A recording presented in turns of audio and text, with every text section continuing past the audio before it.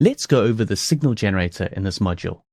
Now, this is a module where you can use it to create very accurate noise profiles.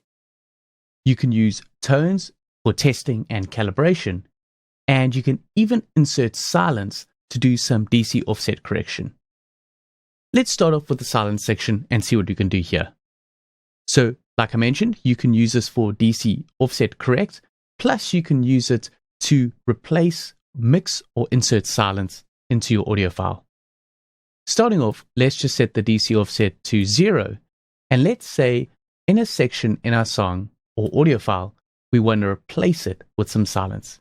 You can make a selection and then render it out. There you go. You've got silence that's been replaced within that section of the song. So maybe you want a complete dropout in the audio file, you can do it this way. Another way is to mix it in. So if you select this and you make a selection, you can mix it in. But you're not going to notice anything there because you've got silence that you've mixed in with your audio. But this is where the DC offset comes in handy. Let's say you need to offset the DC to correct a calibration issue. I'll turn the DC offset up and set it to mix and click render. And there you get your DC offset. That's only if you need to do that to correct some calibration issues.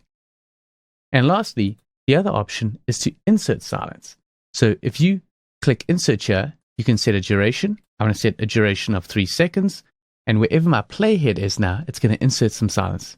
But just make sure you haven't got a DC offset set. So I'm going to click render there. And there I've inserted 3 seconds of silence into my audio file. Now let's move over to tones.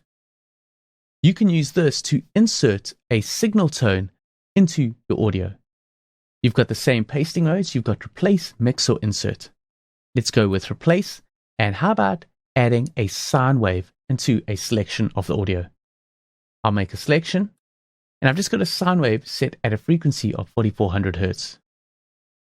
So if I just play back over here, there's music that's playing here. And as it hits here, you're going to hear that sine wave.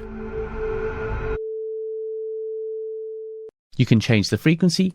Maybe you want 1K sine wave. And you can also slide it to another frequency. So let's say you want to slide it to 5000 Hertz. And you can choose what type of scale. I'll insert a log scale. So now I've got this ramping up tone.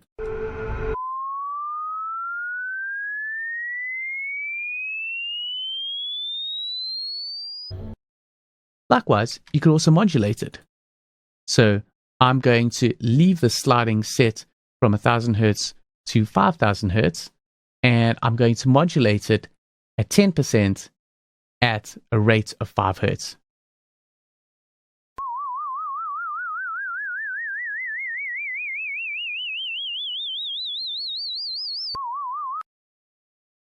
So that's the frequency that you can do sliding and modulating.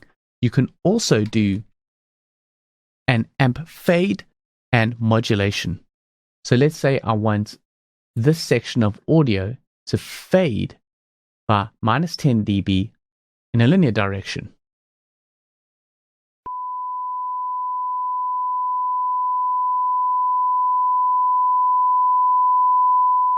So that's a fade up. It's going to fade up from -10 dB linear up, and it also can be modulated.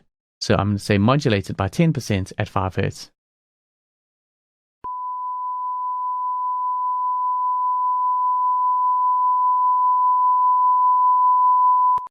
And with the tones, you've got the same pasting modes like with the silence.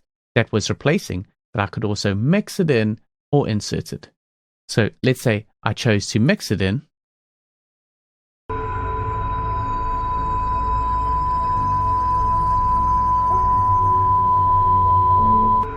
So that's pretty neat. I can have my audio and then insert a tone over it.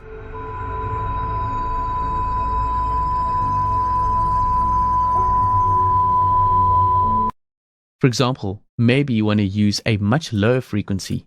So let's say something like 200 Hertz, and you want to slide it to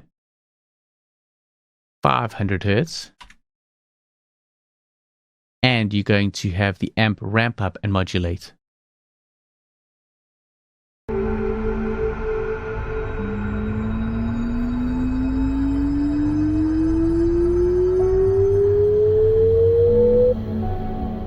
So you can use it in creative ways as well.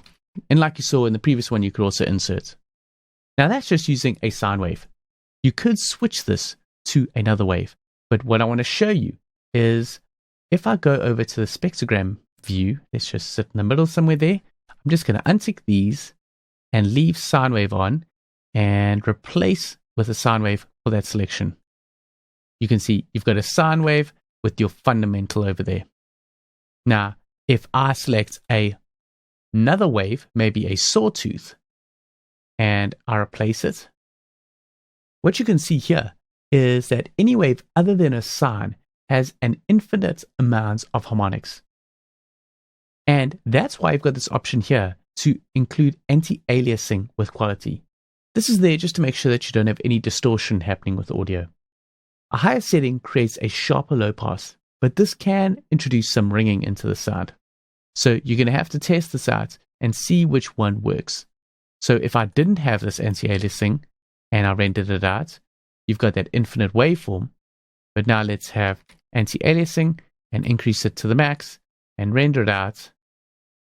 And there it has added some anti-aliasing to that sawtooth waveform and making sure it's not going to create any distortion. Now lastly, you've got the option to add in some noise.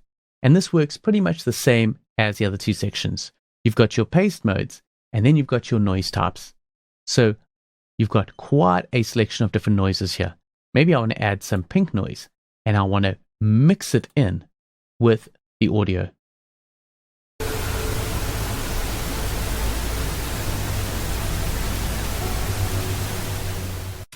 Or I want to insert some in. So maybe over here, I want to insert some white uniform noise for a duration of 3 seconds.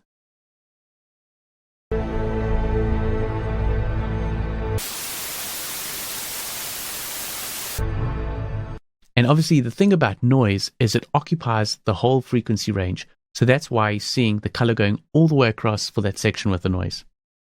So that covers the signal generator for you. Quite an interesting module, but you might need it to add some silence or some different signal tones or even some noise into your sounds that you're working with. Then you can use this to help you bring that into the audio file. Now let's move over onto the next module. Catch you in the next video.